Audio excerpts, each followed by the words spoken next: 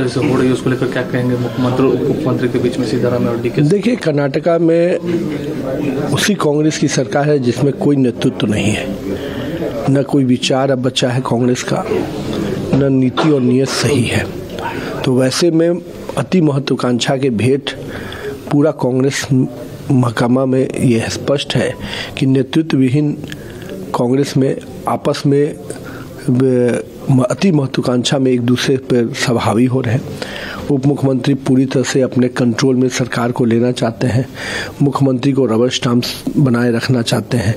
तो ये खेल तो दिल्ली के दरबार से चल रहा है, कोई कर्नाटका के बेंगलोर से नहीं, दिल्ली के कांग्रेस सोनिया राहुल के दरबार से चल रहा है।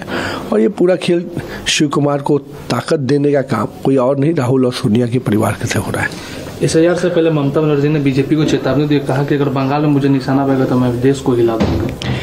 देखिए, अराजकतावादी सोच और कह सकते हैं कि जंगल राज के परिचायक वाले लोग को जनता ने हमेशा करारा जवाब दिया है।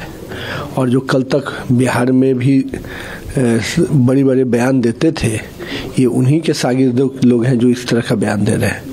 और ममता दीदी को अभी तक समझ में नहीं आ रहा है कि भारत दूसरे ढंग से एक अलग संस्कृति, अलग मिट्टी में बना हुआ है। इनको ये नहीं समझ में आ रहा है कि वो किसी भी चीज़ को तोड़ देंगे, बर्बाद कर देंगे। ये मानसिकता भारत में नहीं चले। बहुत लोग आए और चले गए।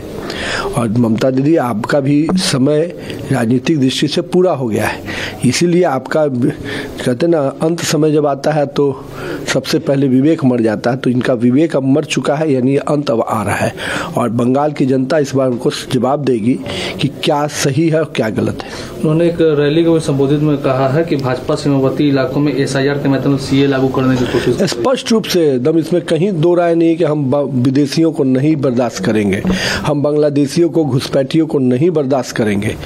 जो इस देश की मिट्टी में रहते हैं, जो इस देश के नागरिक हैं, उनको इस यहाँ का अन्न, यहाँ का लाभ, यहाँ का अधिकार मिलेगा। हम बांग्लादेशियों को यहाँ के भूमि का लाभ लेने नहीं देंगे, यहाँ की योजनाओं का लाभ नहीं लेने देंगे, सरकार की जो लाभ होते हैं उसका लाभ नहीं लेने देंगे।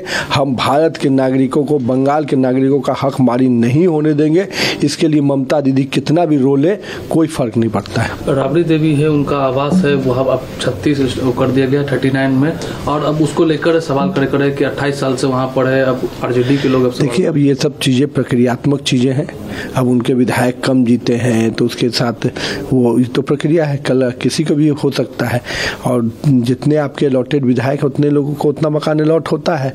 अब उसके दृष्टि से आपको हर विधायक को ये 5 साल बाद जब चुनाव होता है तो ये समझना चाहिए। अब उन लोग का था कि राजतंत्र बना रहेगा, तो ऐसा होता नहीं है ना। AIMM के नेता है वारिस पठान, उन्होंने जिस तरीके से कल प्रधानमंत्री ने धर्म ध्वज फहराया उसको लेकर कहा कि 6 दिसंबर 1992 भारत और लोकतंत्र के लिए काला दिन था और हमारी बाबरी मस्जिद को एक साजिश के तहत ध्वस्त किया गया। हमारा मानना है कि मस्जिद जहाँ थी वहीं रहेगी। PM वहाँ गए हैं, झंडा फहराया, ठीक है, लेकिन आप प्रधानमंत्री नहीं है।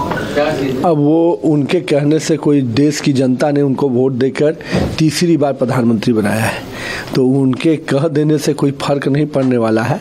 और उनको समझना चाहिए कि ये भारत की मिट्टी में अयोध्या पर निर्णय उच्च न्यायालय ने कर दिया है।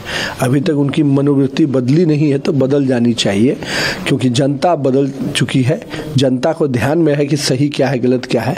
अब इस चक्कर में पड़ेंगे तो और नुकसान अपना झेलेंगे।